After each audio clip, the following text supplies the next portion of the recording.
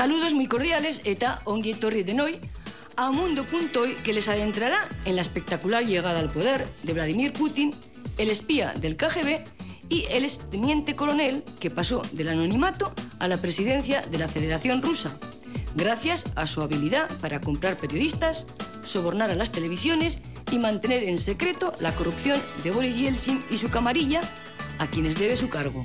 A mediados de los años 90, mientras Rusia se sumergía en la bancarrota y la gente perdía los ahorros de toda una vida, sus gobernantes se enriquecían a gran velocidad con negocios fraudulentos, blanqueo de dinero y cuentas millonarias en Suiza. Las decisiones en el Kremlin dependían de un pequeño círculo conocido como la familia, un omnímodo poder ejercido por una hija de Yeltsin, su marido y dos empresarios, Berezovsky, apodado el padrino del Kremlin, y Abramovich.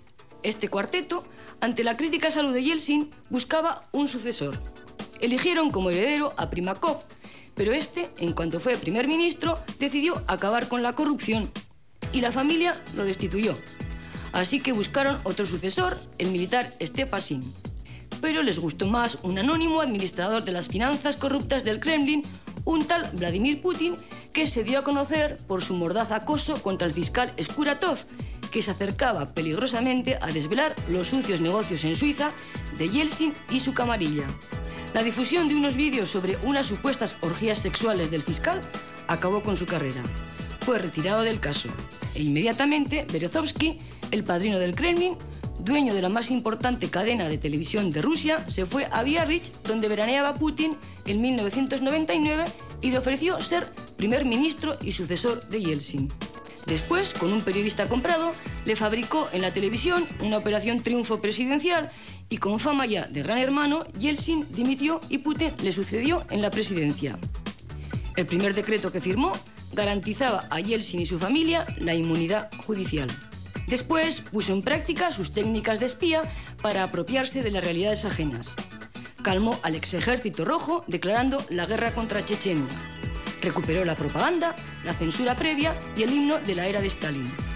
Decide en persona los contenidos de todas las noticias que se televisan y escriben. En consecuencia, su imagen es intachable. Así que el año pasado, los rusos volvieron a elegirle presidente.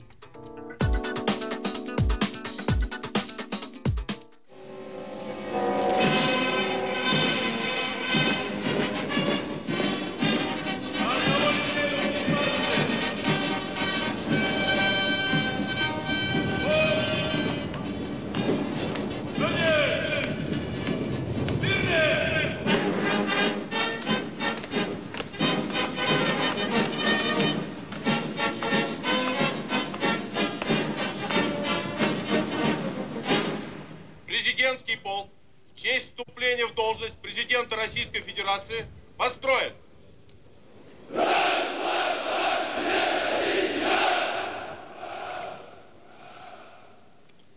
Todos somos responsables de la actual situación en nuestro país.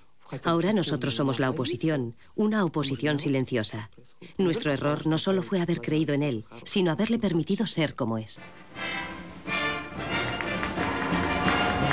¿Cómo llegó Putin al poder?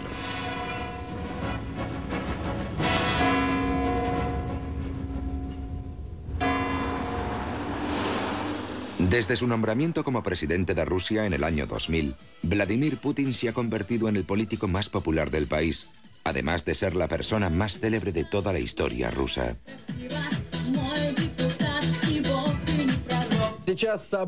Y ahora, amigos míos, pueden levantarse y aplaudir.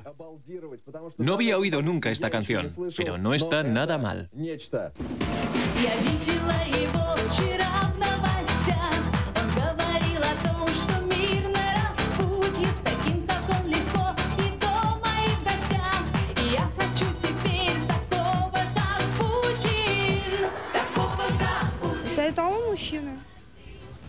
Para mí, Putin es un ídolo.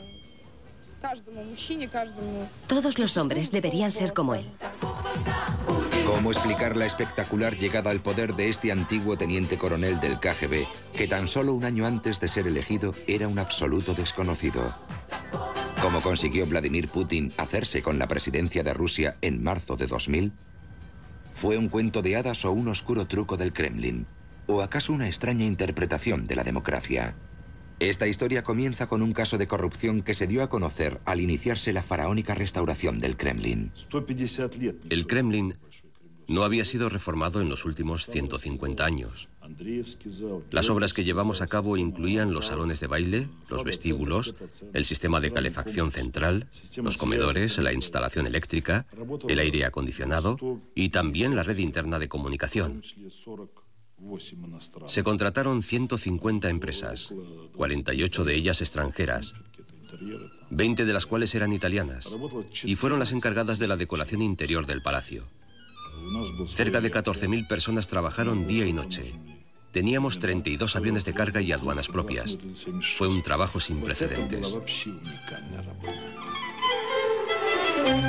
A mediados de los 90, Boris Yeltsin decide hacer desaparecer del Kremlin los símbolos del poder soviético. Pavel Volodin, administrador de los bienes de la Federación Rusa durante el mandato de Boris Yeltsin, fue el encargado del proyecto. Firmó contratos con empresas occidentales por valor de miles de millones de dólares, cuyas transferencias se hicieron a través de bancos suizos. En 1998, las autoridades suizas detectaron irregularidades en esas transacciones. La fiscal general de Suiza, Carla Del Ponte, sugirió a su homólogo ruso la conveniencia de iniciar una investigación judicial. Él estaba firmemente convencido de que se debía realizar esa investigación, que era indispensable hacerla. Recibí la información dentro de un paquete. Lo cogí y lo metí en un cajón de mi escritorio. No quería abrirlo. Algo me decía que aquel paquete iba a tener consecuencias nefastas para mí. A pesar del miedo, el fiscal Skuratov inició la investigación e inmediatamente supo que detrás de las doradas puertas del Kremlin se había fraguado una importante operación de blanqueo de dinero. Pavel Volodin y su equipo se habían beneficiado de sus contactos con la presidencia y de la ausencia de control para inflar el precio de las obras. De esta manera firmaron contratos por valores que superaban varias veces el valor real de los mismos y se embolsaban la diferencia. Una de las empresas privilegiadas por Volodin en este asunto es la sociedad Mavetex. Se trata de una compañía suiza con la que Volodin firmó un contrato de 350 millones de dólares por distintos trabajos denominados arreglos de interior. En Lugano, Suiza, vi cómo la compañía Mavetex se jactaba de su negocio. Una puerta que en Suiza costaba unos $1.200, en el Kremlin se la compraban por $12.000. Una sola puerta. El negocio era redondo. Es posible que en un periodo anterior al mandato de Yeltsin, un escándalo de esta magnitud se hubiera silenciado, pero ahora las cosas se desarrollarían de otra manera.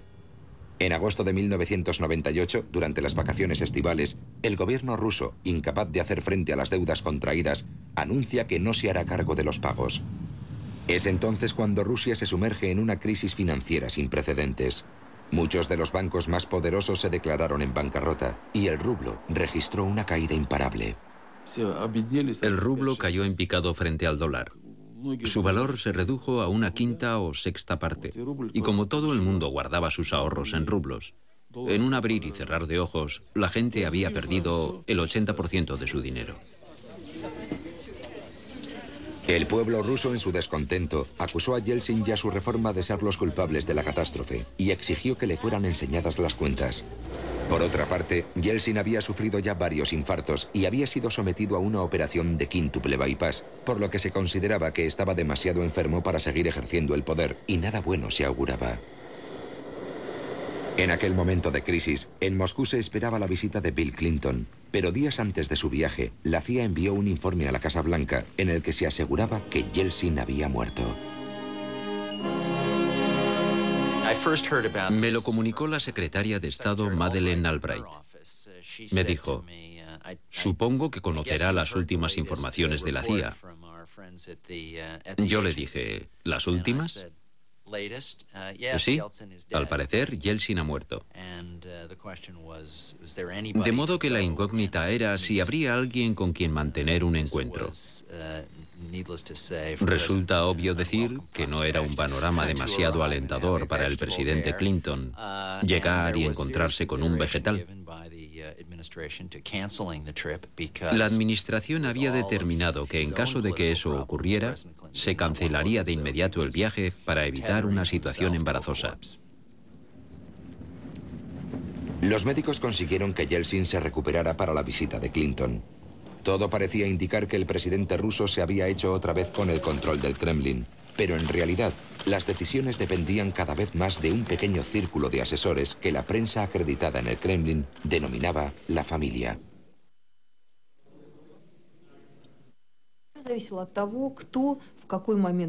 Todo dependía de quién se encontrara más cerca de Yeltsin en los pocos momentos de lucidez que tenía. Así que el poder de la familia consistía en estar físicamente cerca de él. El poder de los que sostenían su vacinilla. El poder de su propia familia y de los amigos de esta. Aquellos que la financiaban y que se convirtieron en los oligarcas más influyentes del país. La familia era una especie de politburó creado alrededor de Yeltsin. Este politburó lo componían su hija Tatiana, el futuro marido de esta, Yumasev, y los empresarios Boris Berezovsky y Roman Abramovich. En otoño de 1998, este pequeño círculo tan influyente en el Kremlin buscaba desesperadamente a alguien a quien Yeltsin nombrara primer ministro y poder dar por finalizada la crisis financiera. El elegido no debería ser tan solo un jefe de gobierno, sino que debería ser un digno sucesor de Yeltsin.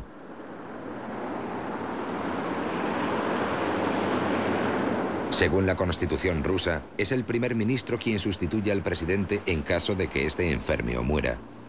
Y de todas formas, faltaban menos de 2 años para las siguientes elecciones presidenciales. El puesto de primer ministro era, pues, el trampolín perfecto para el salto a la presidencia. Es igual quién se siente en el puesto del primer ministro o qué programa presente. Para el electorado, el hecho de que sea primer ministro lo convierte en un importante candidato a la presidencia. Se estimó que convertirse en primer ministro incrementaba los votos entre un 20 y un 40%.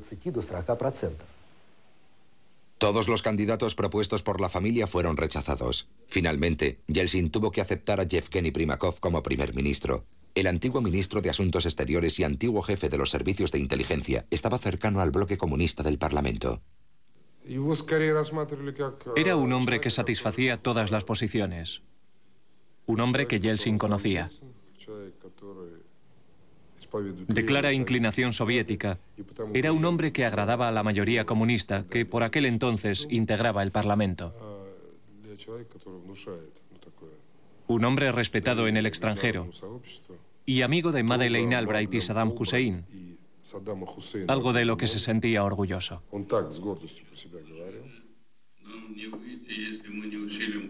Pero el nuevo primer ministro pronto se desmarcó de la familia y exigió a los miembros del gobierno que le presentaran un informe sobre la corrupción y los delitos económicos.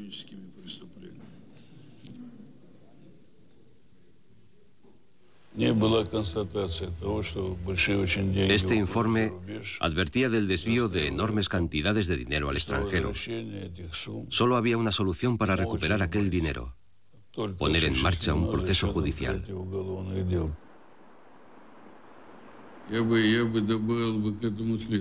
Será necesario vaciar las cárceles para poder meter en ellas a los responsables de los delitos económicos que serán arrestados. Quiero que esto le quede bien claro a todo el mundo. Aunque la mayor parte de la opinión pública aprobó la política de Primakov, para los empresarios rusos como Boris Berezovsky supuso toda una declaración de guerra.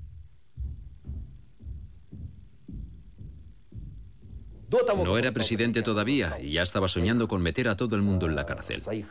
Liberó a 96.000 convictos, al parecer gente no muy peligrosa, para hacer sitio a empresarios, que por supuesto eran todo un peligro para la sociedad.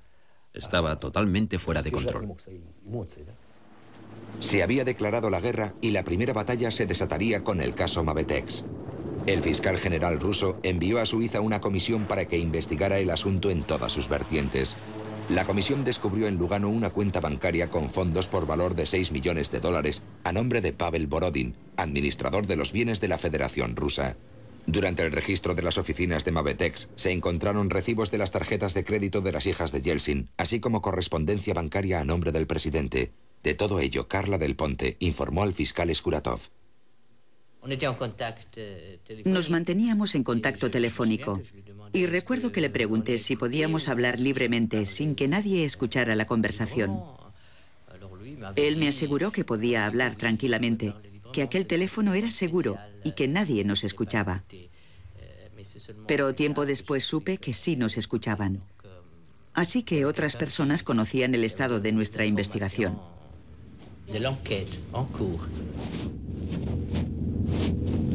El 1 de febrero de 1999, el fiscal Skuratov fue llamado para reunirse en el Kremlin con el secretario general de la presidencia. Tan solo 10 días después del registro en las oficinas de Mavetex, el Kremlin contraatacaba y lo haría con un golpe bajo. Al principio, el secretario general se interesó por las personas que conocían el caso Mavetex.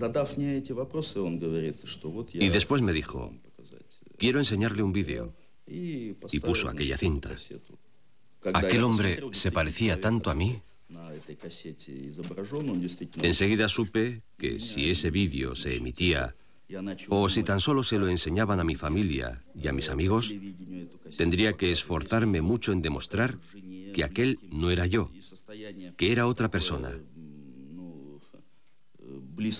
Me invadió el pánico. No podía pensar con claridad. Estaba confundido. El secretario me dijo, el presidente no te quiere en su equipo, debes renunciar. Ni siquiera quiso saber si era yo el de la cinta.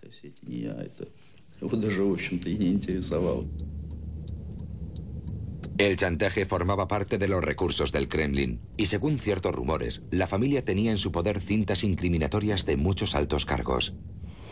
Pero Skuratov no cedió al chantaje y continuó la investigación con sus colegas suizos. El 23 de marzo, Carla Del Ponte viajó a Moscú. Tenía en su poder nuevos datos sobre el caso.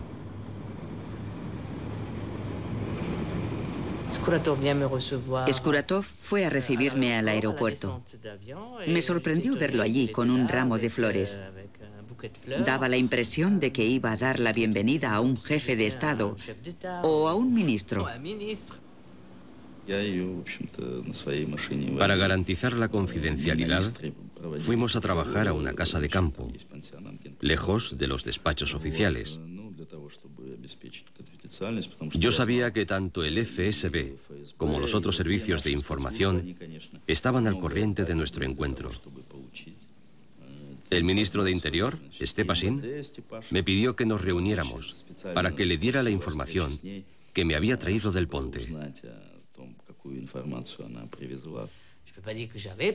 No puedo decir que tuviera miedo, pero lo cierto es que estaba alerta porque el ministro de Interior me había hecho llamar para reunirme con él en su despacho. No solo quería información, también quería los documentos que yo había llevado. Le dejé claro que me era imposible entregarle aquella documentación ni ninguna otra información sobre una investigación en curso. Carla Del Ponte consiguió evitar al ministro de Interior y declinó la invitación de alojarse en la residencia oficial. No quería permanecer allí. Temía que también hicieran un vídeo conmigo.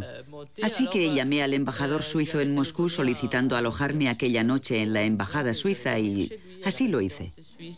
Al día siguiente, la fiscal suiza abandonó Rusia sin ningún otro incidente. Mientras tanto, se mostró la cinta a los diputados para justificar las demandas de Yeltsin de destituir al fiscal general. Pero los diputados, poco convencidos de la veracidad de la cinta, se negaron a destituir a Skuratov. El siguiente paso del Kremlin fue enviar la cinta a la televisión. En la sala de edición, puse la cinta y al instante me vi rodeado de compañeros de trabajo que intentaban adivinar quiénes eran aquellas tres personas en una situación tan embarazosa. Todos opinaban, pero nadie estaba seguro de que el hombre del vídeo fuera realmente el fiscal general. Algunos fragmentos de la cinta fueron emitidos por televisión, pero nadie estaba seguro de que el hombre de la cinta fuera realmente Skuratov. De modo que el fiscal decidió actuar. Interrogó a las hijas de Yeltsin y arrestó a Berezovsky. Fue entonces cuando el Kremlin sacó su as de la manga. El director del FSB, Vladimir Putin, ha informado a la prensa de que la cinta que mostraba las imágenes de un hombre que se parecía a Skuratov ha sido autentificada. Esas imágenes pertenecen al fiscal general. Putin se implicó personalmente en el caso Skuratov. Él mismo se encargó de todo, algo que sedujo a Yeltsin. Y fue en ese momento cuando la familia empezó a verlo con buenos ojos. Putin demostró a la familia que podían contar con él. Después de su intervención pública, se abrió una investigación judicial contra el fiscal Skuratov. Fue suspendido de su cargo y obligado a abandonar el caso Mavetex. Con esta maniobra, la familia había ganado el primer asalto. Pero el combate no había acabado. Faltaban solo 14 meses para las elecciones presidenciales. El todavía primer ministro Primakov no cesaba en su campaña contra la corrupción y seguía siendo el líder más valorado en los sondeos de opinión. La mayor parte de los rusos lo quería como su próximo presidente, de modo que esta situación obligó al Kremlin a iniciar su ataque. La primera muestra pública de la operación fue algo parecido al juego de las sillas. Debemos planearlo concienzudamente en la reunión del comité.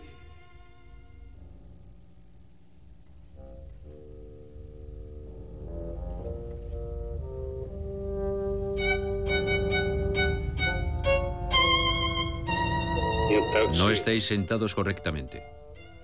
Stepasin es el vicepresidente.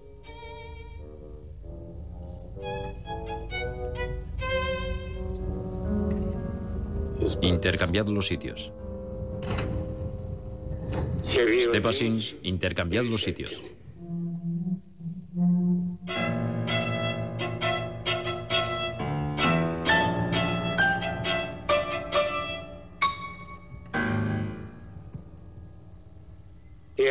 Stepasin Sergei Vadimovich es el vicepresidente.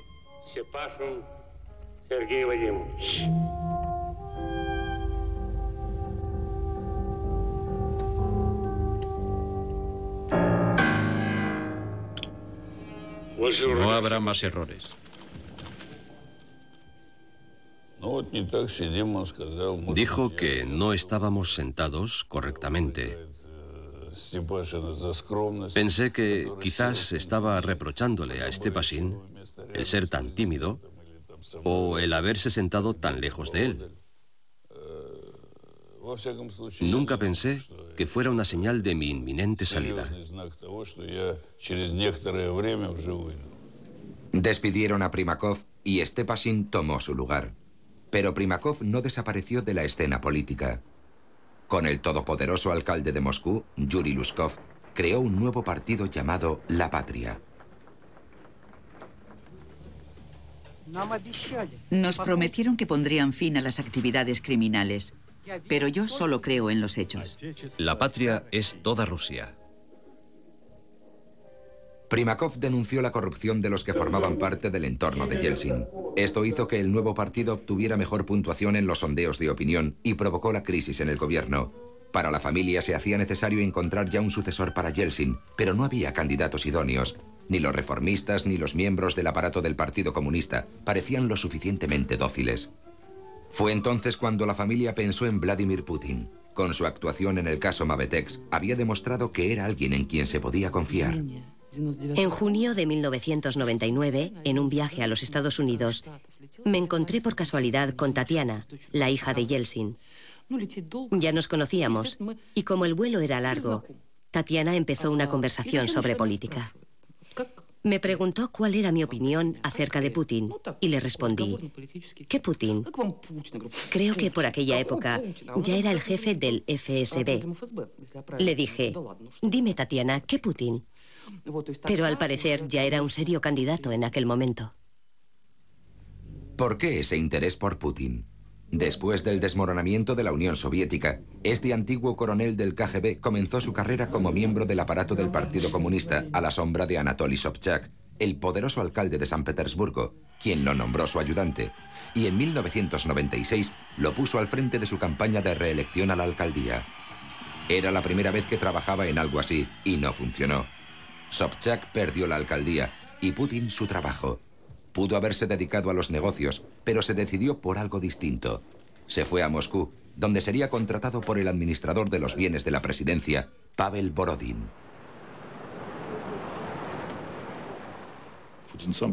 Putin vino a verme por iniciativa propia. Era un hombre serio y honesto, y conocía su trabajo. Así que lo contraté. Putin se convirtió en ayudante de Borodin y en menos de 2 años ya era director del FSB, el servicio secreto que sucedió al KGB. Pero ¿cómo era posible que el director del servicio secreto pudiera convertirse en heredero de Yeltsin? La familia lo eligió por su lealtad, pero también, como en el caso de Primakov, teniendo en cuenta a los votantes, ya que se trataba de alguien que representaba la ley y el orden. Putin consiguió hechizar a la familia con una de sus habilidades, una habilidad tremendamente importante para sobrevivir y prosperar entre las intrigas del Kremlin, la habilidad de saber cómo agradar a la gente.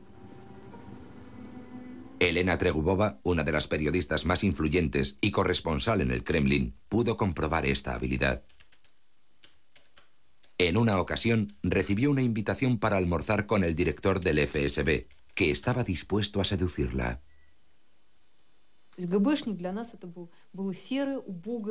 Para mí, un antiguo miembro del KGB tenía que ser por fuerza un estúpido y un tonto. Un ser inferior.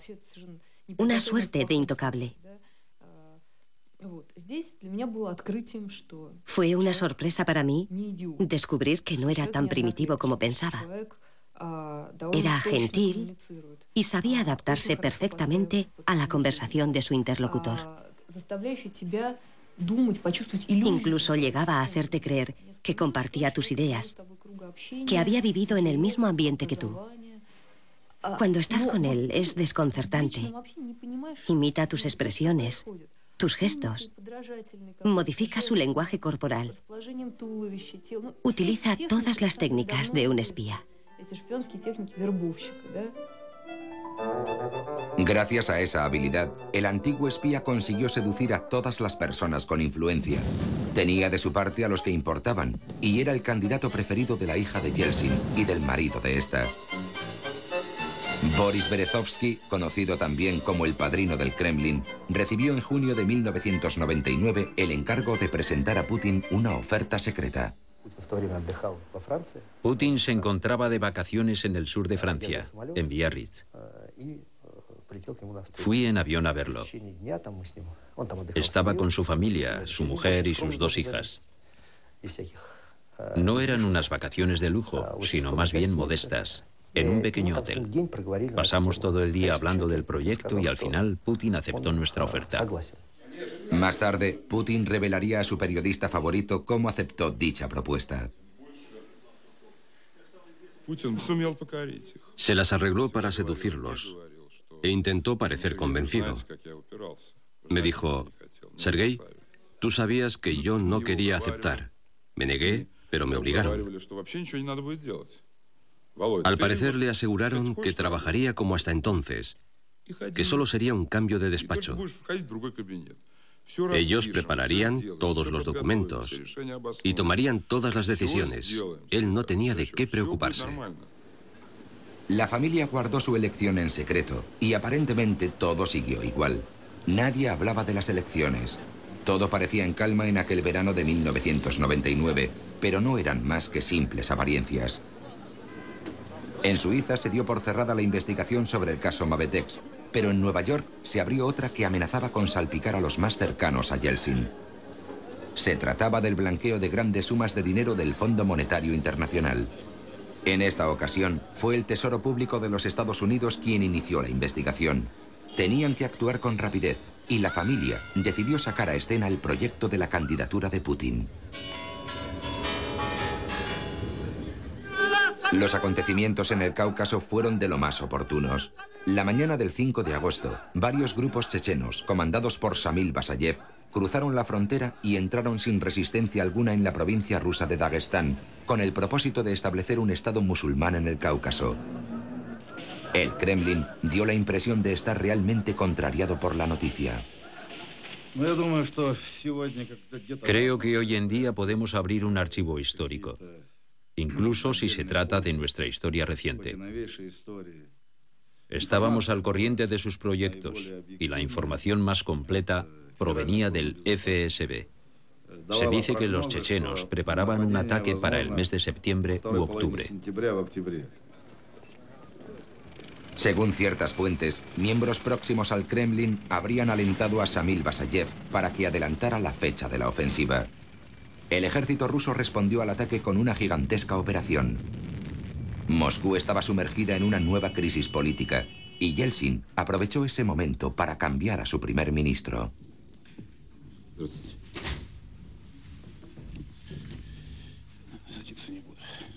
No tomaré asiento porque no permaneceré en mi cargo por mucho tiempo.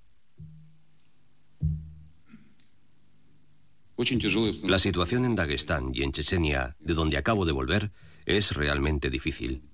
Podemos perder Dagestán. Ahora, pasemos al orden del día. Esta mañana, en mi encuentro con el presidente, le presenté mi dimisión. Me agradeció el buen trabajo realizado y aceptó la dimisión. Me ha sustituido por Vladimir Putin, secretario de Seguridad y director del FSB.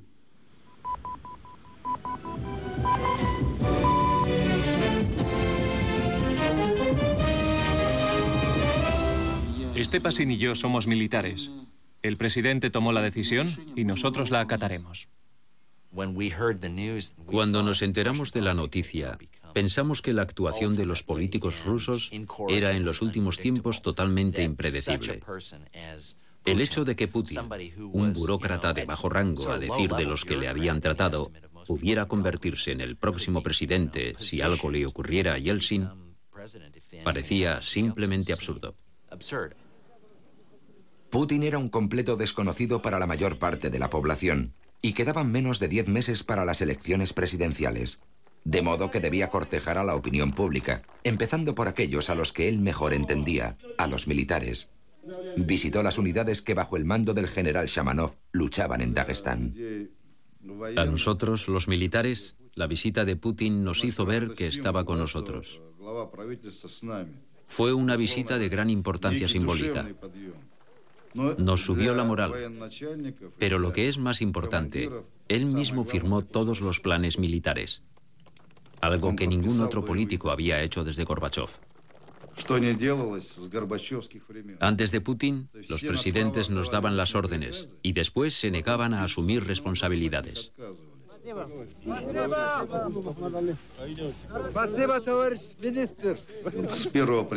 Me di cuenta desde su primera visita que Putin era un verdadero hombre de Estado.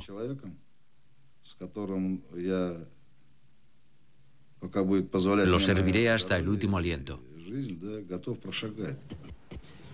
Pero las imágenes del nuevo primer ministro con los militares no fueron suficientes para dotarlo de popularidad. 10 meses antes de las elecciones presidenciales, Putin obtendría tan solo un 3% de los votos, según las encuestas. Primakov, un 20%. Había una única manera, la televisión. Berezovsky volvió a contratar a Sergei Dorenko, el periodista estrella de la primera cadena rusa, a quien, unos meses antes, Primakov había destituido por manifestarse con demasiada franqueza.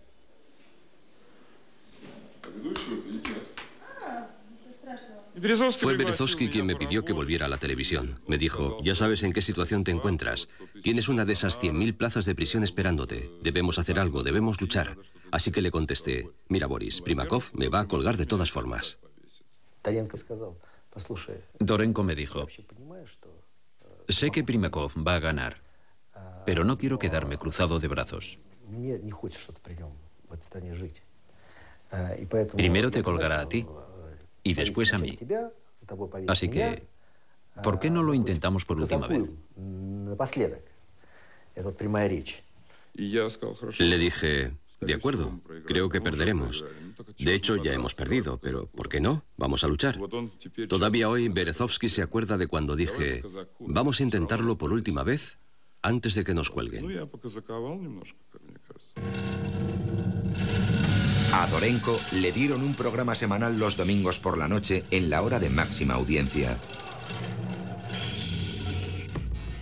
Se trataba del primer canal, el que pertenecía a Berezovsky y el más visto en Rusia.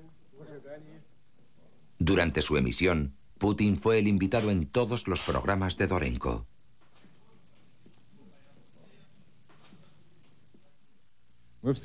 Hemos entrevistado al primer ministro en el aeropuerto a su regreso de Armenia. Para nosotros está clarísimo que las libertades legales concedidas a la prensa están desgraciadamente alentando el terrorismo. Lo que no me gustaba era la actitud condescendiente y desdeñosa que tenía hacia la gente, hacia el electorado. Solía decir, Sergei, lo cierto es que les enseñamos cosas. Ellos no conocen otra cosa ni falta que les hace. Lo que no les enseñamos simplemente no existe para ellos. ¿No crees, Sergei?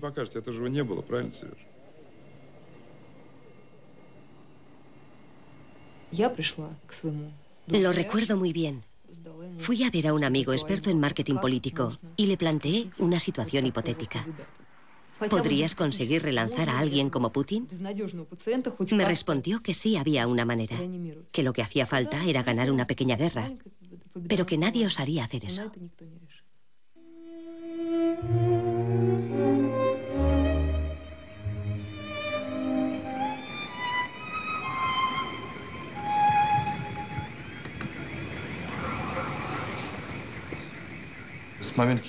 Cuando me enteré de la noticia, me pasé toda la noche pegado al televisor. La televisión hace que sientas tal empatía con las víctimas que al final tú mismo te sientes víctima y necesitas ser protegido. En la explosión murieron 300 personas. Nunca en su historia había sufrido Rusia un atentado de tal magnitud. Todavía hoy se desconoce la identidad de los culpables. En aquel momento, las autoridades acusaron del ataque a terroristas chechenos, provocando con ello una ola de xenofobia. Pero existe otra hipótesis que implica al FSB. Todavía hoy desconocemos toda la verdad. Pero es posible que algunos miembros del servicio secreto hubieran estado al corriente de los planes de los chechenos y que lo hubieran aprovechado en beneficio propio. Lo que está claro es que lo ocurrido se utilizó con fines políticos.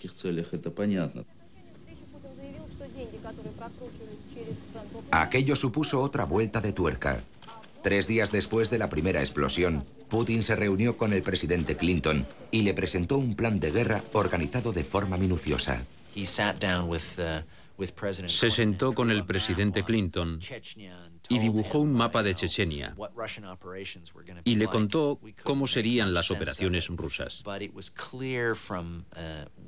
Nosotros no entendíamos nada, pero él dejó claro que se tomaba aquella cuestión como la más importante de su agenda. Ante la prensa, Putin volvió a utilizar la fraseología y el viejo tono del KGB de la era soviética. No puedo considerar a esta gente seres humanos. Son animales. Unos animales salvajes. ¿Y qué puede hacer la gente de bien ante esta situación? Estar vigilantes. Siempre vigilantes. De vuelta en Rusia, Putin ya no hablaba de algunos terroristas, sino que culpaba a toda la nación chechena. Hoy Chechenia, que es parte integrante de Rusia, representa una anomalía internacional. Es prácticamente toda ella un campo de entrenamiento legal para terroristas. El ejército recibió órdenes de bombardear Chechenia, algo que Putin justificó de forma poco ortodoxa. Perseguiremos a los terroristas donde quiera que se encuentren, en los aeropuertos si es allí donde están. Y si es necesario, los sacaremos hasta de los retretes. La cuestión queda zanjada. Lo dijo. Fue él quien lo inventó. Y fue él quien me lo volvió a mencionar varias veces. Intentaba que lo adulara. No sé, puede que no fuera necesario decir algo semejante. Puede que fuera demasiado fuerte. De todos modos le dije... Bien dicho, ha quedado claro. Todos han entendido el mensaje. Y lo que es más importante, ha conseguido usted tocar la fibra emocional de la gente. No se puede uno comportar siempre como un pescado congelado. El 1 de octubre de 1999, el ejército ruso invadió Chechenia. La opinión pública apoyó la nueva guerra. La popularidad de Vladimir Putin subió hasta un 15%, pero aquello no era suficiente. Así que, lejos de las cámaras, el Kremlin creó un comité de ayuda para el primer ministro. Se trataba en definitiva de una campaña en favor de Putin. Se le ofreció toda la maquinaria del Estado, dinero y el apoyo de los mejores especialistas en política, como Ksenia Ponomareva, antigua directora de la primera cadena rusa. Sabemos que nuestra sociedad es democrática y que la democracia no debe estar instrumentalizada, pero teníamos experiencia en organizar otras elecciones en Rusia y sabíamos lo importante que es tener el apoyo de toda la maquinaria del Estado. La primera etapa fueron las elecciones al Parlamento en el mes de diciembre. Si el partido de Primakov lograba la mayoría, nadie podría ganarle en las elecciones presidenciales. En cuanto a Putin, ni siquiera contaba con un partido que lo apoyara en su carrera hacia la presidencia. La familia se reúne en secreto. Recuerdo muy bien aquella reunión que se celebró en la casa de campo del secretario general del Kremlin. Allí estaban Putin, Tatiana, la hija de Yeltsin, y su marido. Les dije que necesitábamos crear un partido político que concentrara el poder de la maquinaria del Estado. Me dijeron que estaba loco. Al final, Berezovsky acabó por convencer a la familia y 2 meses antes de las elecciones fundó el nuevo partido, al frente del cual colocó a un ministro, a un deportista y a un juez. El partido político carecía de ideología o programa político alguno. La campaña de este partido político se basó en una sola idea, la de que el popular candidato Vladimir Putin apoyaba al partido. No tenían nada más. En el otro frente, Sergei Dorenko lideraba una guerra televisiva sin piedad contra Primakov. Detalles sórdidos del estado de salud del ex primer ministro, acusaciones de corrupción de su aliado, el alcalde de Moscú. Todo estaba permitido. Primakov propuso un alto el fuego. Se ofreció a apoyar al nuevo gobierno si Putin ponía fin a las ofensas en los medios de comunicación. Dorenko respondió inmediatamente y en directo. A propósito de un acuerdo con Putin. Utilizamos métodos dudosos, porque tratamos con políticos dudosos. ¿Acaso Putin necesita realmente el apoyo de esa gente, de esos criminales, cuya reputación puede comprometerle en cualquier momento? No debe ser fácil mirarse al espejo después de haber abrazado a los líderes de la patria. Durante esa campaña recibí la visita de Luskov, teniente alcalde de Moscú, que me pidió que no emitiera los 4 últimos programas de Dorenko. Me ofreció una gran suma de dinero por ese favor. Más tarde se lo conté a Dorenko y me dijo, ¿por qué no me dijiste nada? Por ese dinero yo mismo hubiera parado la emisión. Quedaban escasas semanas para la celebración de las elecciones. En Chechenia, el ejército ruso había llegado a las puertas de la capital, Grozny. El ejército había cumplido sus objetivos e incluso los militares anunciaron un alto el fuego.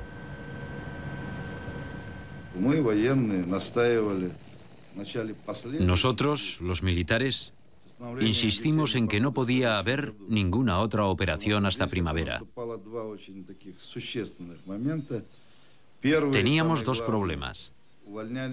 Faltaban reclutas para el ejército y las condiciones climáticas eran pésimas. Lluvia, nieve, niebla. Además, las carreteras eran impracticables para los vehículos.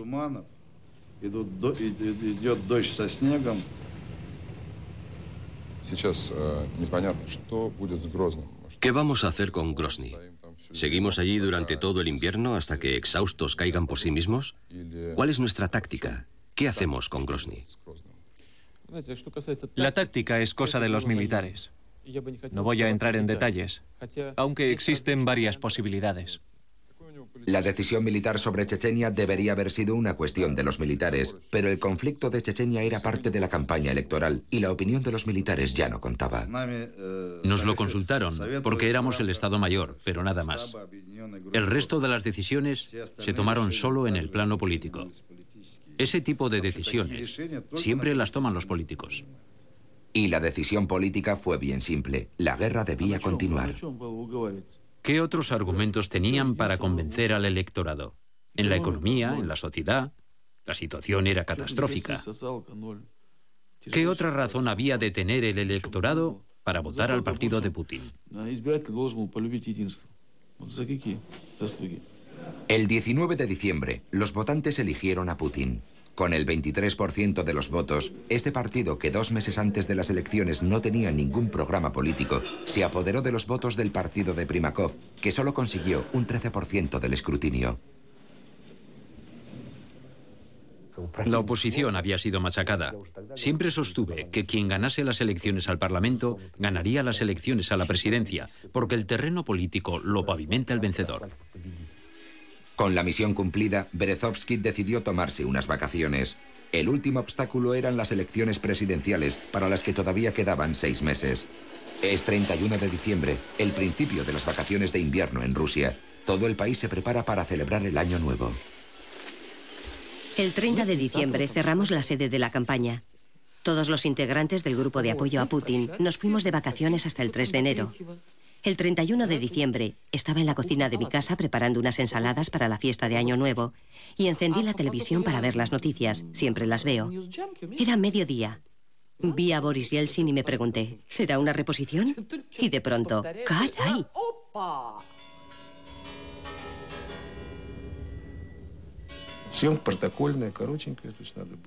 Tenía que hacer algunas grabaciones rutinarias, unas pocas imágenes para mandar a las redacciones, trabajar hasta las 2 y después tenía el resto del día libre. Puse la cámara en el sitio de siempre, a la derecha del presidente.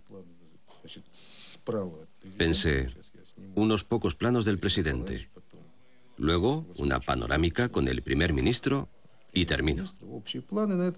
Y en ese momento, Boris Yeltsin hizo el anuncio. Me voy.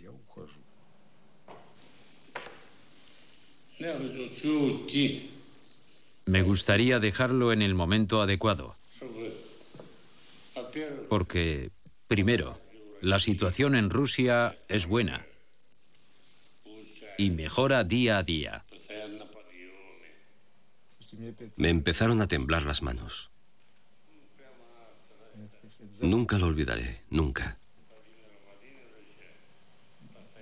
Fue seguramente la grabación más importante de mi vida. Lo grabé cámara al hombro, mientras veía las imágenes por el visor. No hacían más que suceder cosas. Agentes del servicio secreto vinieron a entregarle el maletín nuclear al nuevo presidente. Yeltsin dimitió y, como dicta la Constitución, el primer ministro pasó a ser el presidente interino.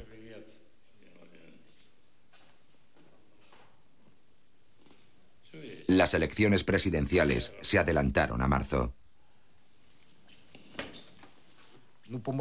El único que estaba al corriente era Vladimir Putin. Pero él es muy discreto. Se podría decir que hasta impenetrable. El resto, todos los que se encontraban allí, en los despachos o en las salas de recepción, nadie sabía nada. Yeltsin dimitía sin preocupaciones. Putin ocupaba un buen puesto en los sondeos, lo suficientemente bueno como para ganar las elecciones. Pero ¿quién podía tener el coraje de sugerir a Yeltsin que dimitiera? Una vez más, fue la familia la que tomó la decisión. El proyecto lo discutí en otoño con Valentín Yumasev, su yerno. Luego fue él quien lo puso en marcha. La idea de hacerlo público el 31 de diciembre fue suya, como también fue suya la idea de la improvisación. Pero lo más importante es que fue él quien convenció a Yeltsin para que abandonara. Yeltsin pudo dimitir con elegancia.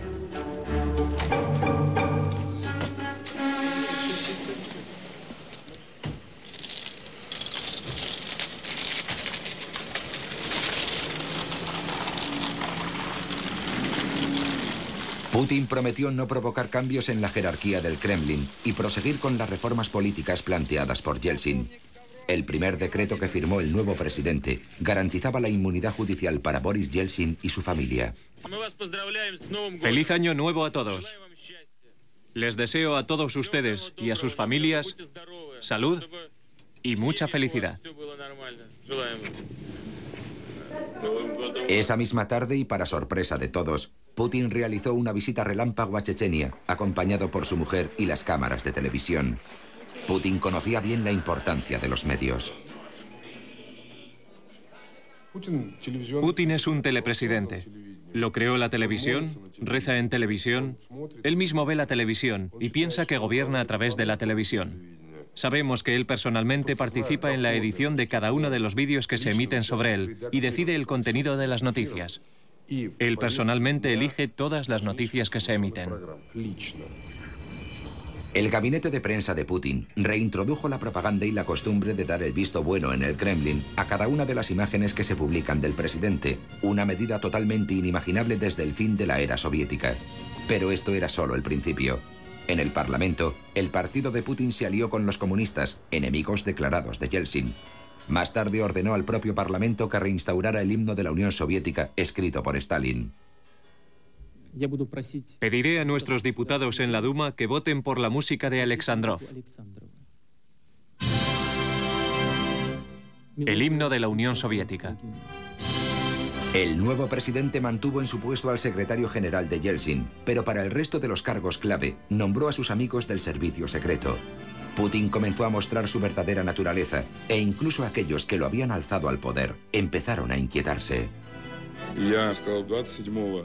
Creo que empecé a verlo claro el día después de las elecciones. O preparamos un plan de acción y nos posicionamos como una fuerza de oposición, una oposición fuerte y democrática para limitar su campo de actuación, o sus amigos del servicio secreto nos cortan la cabeza. Era demasiado tarde. Nadie podría parar ya la maquinaria. El 26 de marzo de 2000, Vladimir Putin fue elegido presidente de la Federación Rusa, con el 52% de los votos.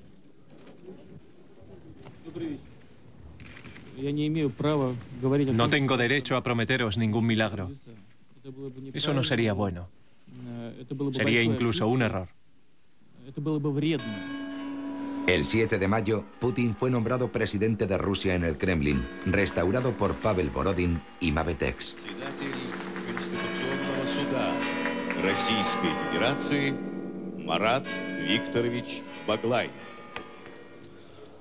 Honorable Vladimir Vladimirovich, le ruego que haga su juramento ante el pueblo ruso.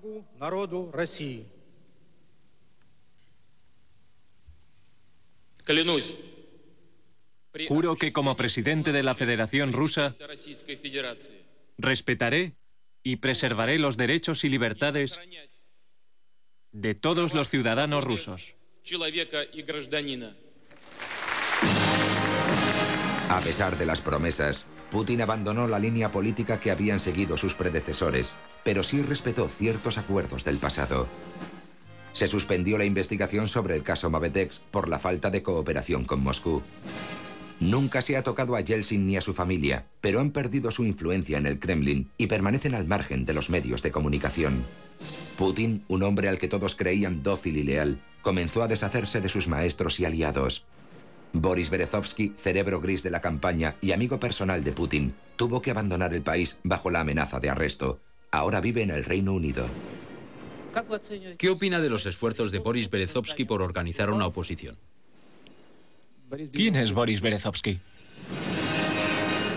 Respecto a las elecciones, ha de decirse que Putin superó a sus maestros. Fue reelegido en 2004, en una primera ronda, con el 72% de los votos. Pero la Constitución rusa limita el mandato a 2 legislaturas de 4 años, que concluirán en 2008. ¿Modificará Putin la Constitución? o buscará un sucesor a su medida.